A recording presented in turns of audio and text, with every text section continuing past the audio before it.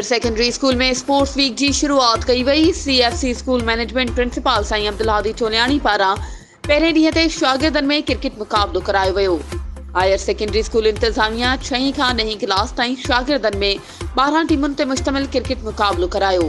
समूरनि क्लासनि जूं अलॻि टीमूं जोड़ियूं वयूं। रांदि जे प्रोग्राम में तमाम उस्तादनि अब्दुल नबी ब्रोही, मेजर नूर मोहम्मद बुगियो, शाहनवाज सुमरो, सलीम अबड़ो, CFC कोऑर्डिनेटर अब्दुल कयूम छिट्टो, सरफराज शाह, वकार हुसैन चांडियो, SMC चेयरमैन बशीर खान चोलियानी, खलील अहमद ब्रोही, अब्दुल लतीफ कलोड़ो ऐं ॿिया शरीक थिया।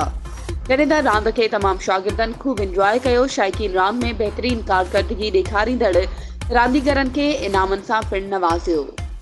वधीक ख़बरुनि ऐं अपडेट्स जे लाइ असांजे चैनल खे सब्सक्राइब कयो ऐं हा, बेल आइकन खे प्रेस करणु न विसारिजो त जीअं असांजी हर नई अचण वारी वीडियो तव्हां ताईं पहुची सघे।